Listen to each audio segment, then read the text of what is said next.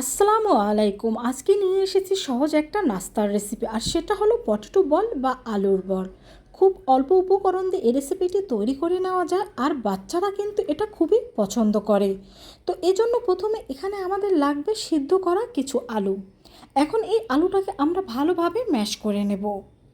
এই আলুর বল বা পটেটো বলটা অল্প উপকরণ দিয়ে তৈরি করা হলেও কিন্তু এটা খেতে হয় দুর্দান্ত স্বাদের। আর এছাড়াও বাচ্চারা কিন্তু এই আলুর তৈরি নাস্তাগুলো খুবই পছন্দ করে থাকে। বিকেলের নাস্তা অথবা বাচ্চাদের টিফিনে কিন্তু এরকম ভিন্ন ধরনের এই আলু বলটা তৈরি করে দিতে পারেন। আর এটা তৈরি করতে কিন্তু তেমন কোনো উপকরণেরও প্রয়োজন হয় না। তো আলুটা ভালো করে ম্যাশ করে নেওয়ার পর এর মধ্যে আমি দিয়ে দেব 3 টেবিল চামচ পরিমাণ কর্নফ্লাওয়ার। দিয়ে দেব হাফ চা চামচের মতো লাল মরিচের গুঁড়ো। দিয়ে দিচ্ছি সামান্য ধনিয়া পাতা কুচি। আর দিয়ে দেব এখানে সামান্য একটু চিলি ফ্লেক্স। এই চিলি ফ্লেক্সটা অপশনাল, এটা চাইলে আপনারা বাদ দিয়ে দিতে পারেন, শুধু লাল মরিচের গুঁড়াটা দিয়ে এটা করতে পারেন। দিয়ে দিচ্ছি স্বাদ মতো লবণ। আর দিয়ে দেব এখানে আমি রেগুলার সয়াবিন তেল হাফ টেবিল চামচ। এখন এই সব উপকরণগুলোকে আমি ভালোভাবে একসাথে মিশিয়ে একটা ডো তৈরি করে নেব। বন্ধুরা, এখানে আলু অনুযায়ী কিন্তু কর্নফ্লাওয়ার কম বেশি লাগতে পারে। আমার মাঝারি সাইজের দুটো আলুতে 3 টেবিল চামচ পরিমাণ কর্নফ্লাওয়ার লেগেছে। তো আমাদের ডোটা কিন্তু একেবারে তৈরি হয়ে গিয়েছে। এখন হাতটা ধুয়ে নিয়ে আমি পটেটো বলগুলো তৈরি করে নেব। তো অল্প অল্প আলুর ডোটা নিয়ে আমি এখন পটেটো বলগুলো তৈরি করে নিচ্ছি। সামান্য কিছু উপকরণ দিয়ে তৈরি করা হলেও কিন্তু এই পটেটো বলগুলো খেতে জাস্ট অসাধারণ হয়। এটা কিন্তু মুচমুচে হয়ে থাকে, এর উপরটা যেমন মুচমুচে হয়ে থাকে, ভিতরটা তেমনি হয়ে থাকে সফট। তো একে একে এখানে আমি কিন্তু সব পটেটো বলগুলো তৈরি করে নিচ্ছি। তো আমাদের সব পটেটো বলগুলো একেবারে পারফেক্টভাবে তৈরি হয়ে গিয়েছে। আর দেখতেই পাচ্ছেন দুটো আলুতে কিন্তু বেশ অনেকগুলো পটেটো বল তৈরি হয়ে গিয়েছে। এখন চুলায় একটি প্যানে তেল গরম দিয়ে দেব। তেলটা গরম হলে এর মধ্যে আমরা একটা একটা করে সব পটেটো বলগুলো দিয়ে দেব।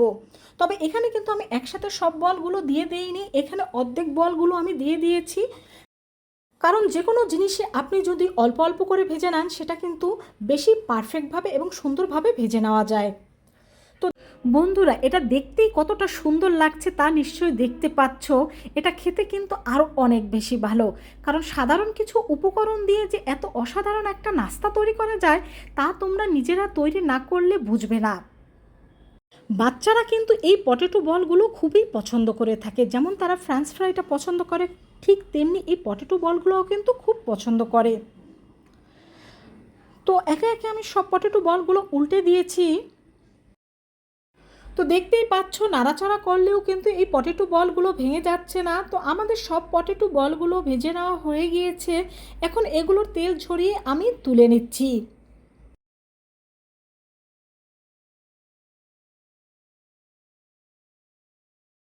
তো যেই পটেটো বলগুলো রয়ে গিয়েছে সেগুলো আমরা ঠিক একইভাবে ভেজে নেব। আর এগুলো কিন্তু আমি মিডিয়াম হিটে ভেজে নিয়েছি।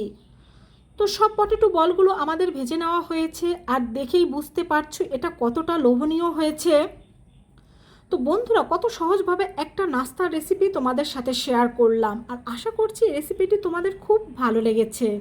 তো একটা পটেটো বল আমি তোমাদের ভেঙে দেখাচ্ছি। দেখো দেখো কত পারফেক্টভাবে তৈরি হয়ে গেল আমাদের ক্রিস্পি পটেটো বল। এর ওপরটা যেমন ক্রিস্পি আর ভেতরটা তেমনি সফট, আর টমেটো কেচাপ দিয়ে খেতে কিন্তু এটা দুর্দান্ত স্বাদের হয়ে থাকে। তো বাসা অবশ্যই একবার ট্রাই করবে। সবাই ভালো থেকো। আল্লাহ হাফেজ।